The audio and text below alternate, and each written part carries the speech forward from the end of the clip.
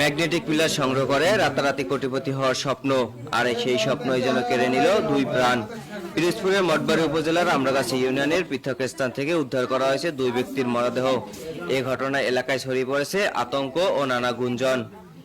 স্থানীয়দের দাবি, শনিবার গভীর রাতে আব্দুর রশিদ ও সাগর নামে দুই ব্যক্তি কথিত মূল্যবান ম্যাগনেটিক পিলার সংগ্রহের উদ্দেশ্যে বাড়ি থেকে বের হন।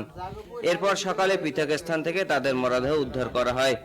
পাশে সবাই ফোন করছে মতো এই নামছে মুখ বুঝি কি হাজার বাইরে আইবি না মুখে বুঝি এই হাজার বাইরে আগুইতে গেছে যখন ফোন করছে।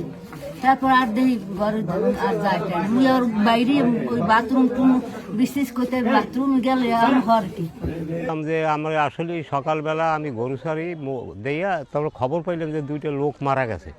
একটা ওই সাগর করে নাম, ওর বাপের নাম কালু, নুরুজ্জামান কালু, আর একটা হইল আব্দুর রশিদ, বাপের নাম নুরুল হক, এর ছেলে। তাই এই খবর পাইয়া আমরা সে বাড়িতে গেলাম, যাইয়ে দেখলাম যে ওরে ঘরের ভিতর নিয়ে শোয়াই রাখছে, কোনো চিনা টিনা নাই মারার।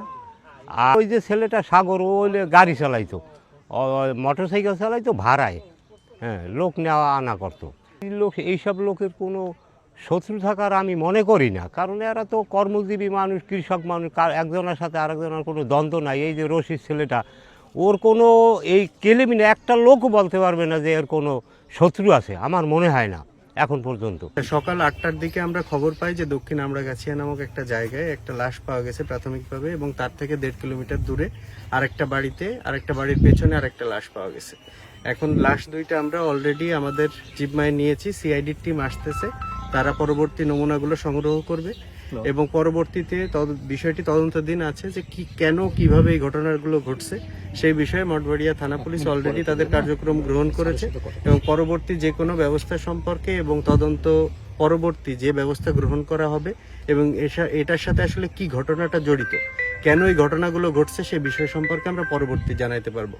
আমাদের সম্মানিত পুলিশ সুপার মহোদয়ের নির্দেশনা অনুযায়ী আমরা কাজ করছি এবং আশা করি দ্রুতই আপনাদের একটা রেজাল্ট জানাইতে পারবো। ধন্যবাদ। রাতারাতি ধনী হওয়ার স্বপ্ন নাকি পূর্ব পরিকল্পিত হত্যাকাণ্ড, দুই ব্যক্তির মৃত্যুর রহস্য ঘিরে এখন নানা গুঞ্জন স্থানীয়দের মনে। তদন্ত শেষে সেই প্রশ্নের উত্তর মিলবে বলে আশা করছে এলাকাবাসী।